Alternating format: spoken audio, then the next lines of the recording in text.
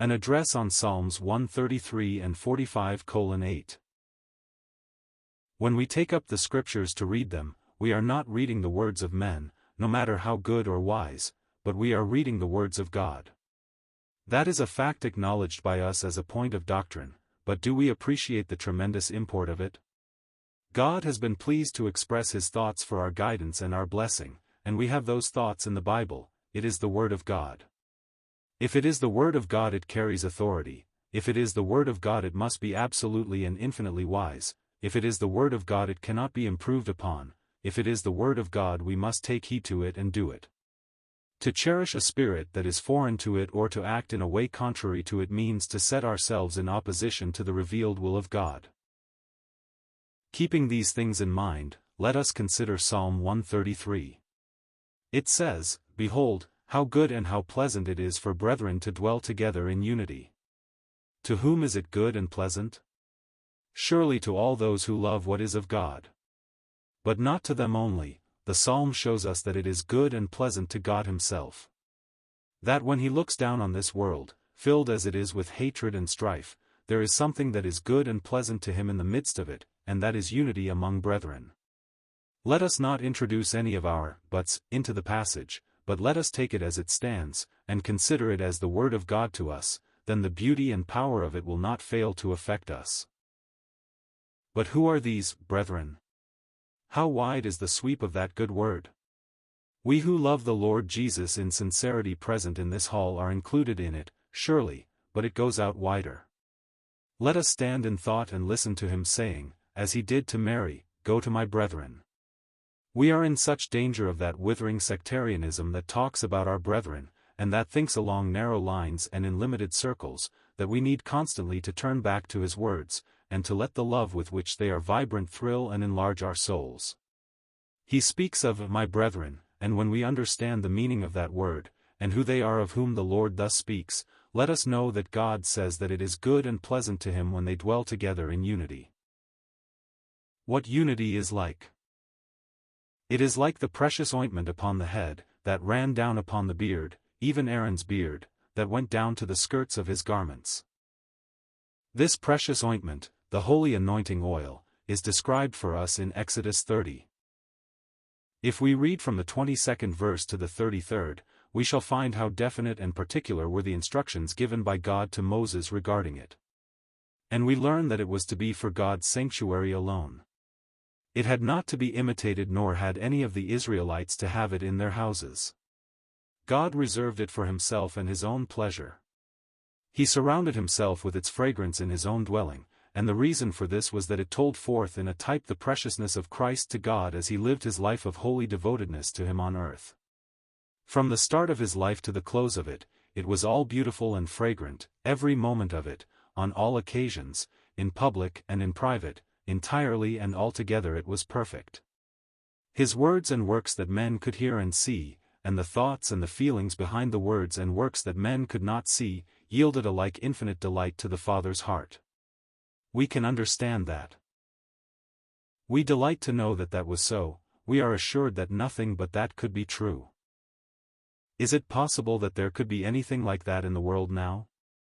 I want you to notice that I am asking a question, and I want you to consider the question well and weigh your answer before you give it. Is it possible that there could be anything in this world today fragrant to God as was the life of Jesus? Yes, thank God, it is possible. Lest you should think that I am saying something that I am not warranted in saying, I will quote the words of the psalm again, "Behold, how good and how pleasant it is for brethren to dwell together in unity." It is like the precious ointment upon the head, that ran down the beard, even Aaron's beard, that went down to the skirts of his garments. It is evident then that the blessedness of unity amongst brethren cannot be exaggerated, and as we consider the way that God looks upon it, we shall all be ready to admit that we should each endeavor with a wholehearted and continual diligence to avoid everything that would mar it where it does exist, and to restore it where, through folly or self-will, it has been broken. To do other than this would be to manifest a sinful indifference to that which is pleasurable to God. How the unity can be maintained. This unity can only be secured and maintained in the life of Christ expressed in us in the power of the Holy Ghost. Christ is our life, and God's thought for us is that that precious and perfect life, which was so fragrant to him, should be reproduced in us who are members of the body of Christ, and it is as that life expresses itself in one way in one member and another way in another that the unity of the whole goes up in fragrance to God. Colossians 3 gives it to us. Read 1 chapter 127, to whom God would make known what is the riches of the glory of this mystery among the Gentiles which is Christ in you, the hope of glory. Lay hold upon the words, Christ in you. Now read the 3rd verse of chapter, for ye are dead, and your life is hid with Christ in God, and when Christ, who is our life.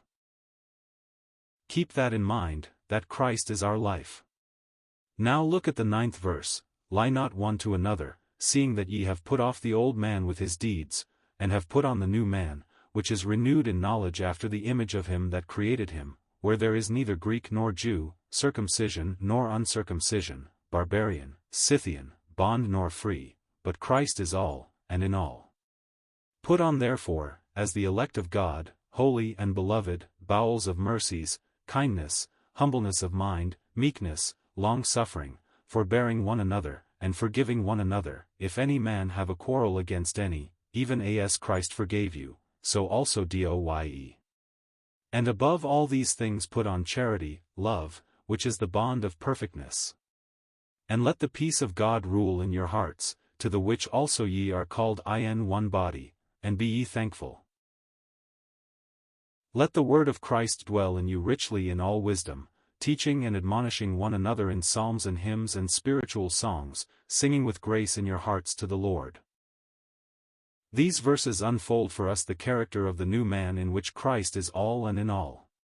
The graces of which they speak have to be put on, they are to be seen externally, but they are the result of life within. They describe for us things that came out in all their perfection in Christ, and they are now to be the adorning of those who form his body. The fragrant oil of the sanctuary was poured upon the head of Aaron, but it went even to the skirts of his garments. Christ is the head of the body, and the fragrance of all that is delightful to God is upon him in perfection, but the whole body must be characterized by the grace of the head, that very fragrance must flow to the most extreme member of his body here below. It is this that these verses teach us. May we all earnestly seek to have our full part in it. But how will this work out in practice? Simply enough.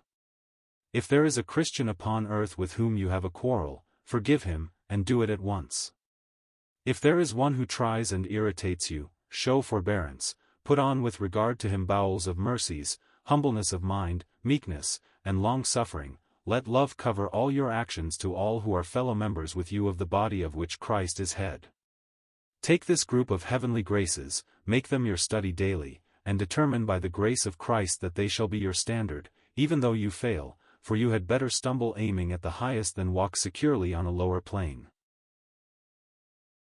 It should be abundantly clear to the youngest and the least intelligent Christian that if we abounded towards all who love the Lord in these precious graces, discord would be impossible, and that the blending of these things together in the power of the Spirit would be most fragrant to God as being the reproduction of the life of Christ in his members below. And, thank God, every one of us may have a part in this. This, remember, is like the precious ointment upon the head, that ran down upon the beard, even Aaron's beard, that went down to the skirts of his garments. There is nothing on earth more fragrant to God than unity among brethren, and surely we desire to yield fragrance to him. The remedy for discord. But you may say, no doubt, unity amongst brethren is most blessed and desirable, but the brethren with whom I have to do are so difficult to get on with, they are cantankerous, self-opinionated, and unspiritual, so that I have despaired of ever being able to dwell in unity with them. In such circumstances what should I do? One thing I would ask in answering such a question. Do those brethren earnestly desire to walk in the truth? Do they love the Lord Jesus in sincerity? If so, and if you are like-minded in purpose with them as to this, it is evident that you have grown weary in well-doing, and that you need a spiritual cordial to revive your fainting spirit, and to put fresh energy into your endeavor to keep the unity of the Spirit. Turn to Psalm 45 verse 8. It may be that in this verse we shall find something that will meet the need. All thy garments smell of myrrh, and aloes, and cassia out of the ivory palaces where they have made thee glad. You will notice that in this psalm the Lord is spoken of as being glorious and precious in the estimation of those who in grace have been brought to know him, and in this verse he possesses a fragrance to them that belongs to none else. Some of the ingredients that make up that fragrance are the same as those given in Exodus 30. There, as we have seen, it is what he is to God, here it is what he is to us. But there is one ingredient here, the aloes, that is not found in Exodus 30. This arrested my attention in considering the passage, and made me search to see how this special perfume was procured. I found in an old dictionary the following account of it: it was the inner wood, or heart of a tree that grew in India, exceedingly fragrant, worth more than its weight in gold, and said to be a sovereign cordial for all fainting fits and nervous disorders. If the learned compiler of that old dictionary had intended to give a description of the love of Christ, he could not have succeeded better. The aloes tree had to be cleft if the fragrance of its heart was to be disclosed, and it was at Calvary, when cleft by the sword of God's judgment against sin, that the heart of Christ disclosed all the greatness of its love, and there is nothing in the universe more fragrant than that, the love of Christ, which passes knowledge. Further, his love is far more precious than gold. If the world could bring all the gold that it possesses and could place it before us, none of us who know the love of Christ would exchange that knowledge for that great price. It is more precious than gold. And it is said to be a sovereign remedy for all fainting fits. This is the answer to your need. You say your brethren are difficult to get on with, that you have done your best to dwell in unity with them, but you have found that it is of no use. You have grown weary in well-doing, and are suffering from a spiritual fainting fit. What is the remedy? This is the remedy, the love of Christ. To come more under its influence and to know it better is what you need. To receive in a fuller measure into your own heart this sovereign cordial, this is the only remedy that I know of. There seems to be a condition spiritually that answers to the very common nervous breakdown. Spiritual neurasthenia is a serious trouble, and causes much disquiet and trouble in God's family. How irritable, how sensitive, how quick to take offense, how short of patience we often are. But there is a sovereign remedy. It is the love of Christ. How it quietens and soothes us to get near the Lord, how it allays the fever, throws things into their proper perspective, removes fears and suspicions, invigorates and strengthens us, and makes us able to meet the things that otherwise would irritate us, enables us to meet them in the grace of Christ. When we are drawn into his company and begin to realize what his love is, that love that he bears to all his own even to the end, we become ashamed of our selfishness, our impatience, our irritability, and our hearts warm towards even the most unlovely of our brethren. This makes us strong to serve others in their weakness, as he did when he bent at the feet of his disciples and washed their feet, though he was their Lord and Master. What love was his, and he has left us an example that we should follow in his steps. It is in the power of his life which has become our life, and as we are maintained by the Holy Spirit in the consciousness of his love to us that we shall set ourselves with renewed purpose of heart to dwell together in unity with our brethren.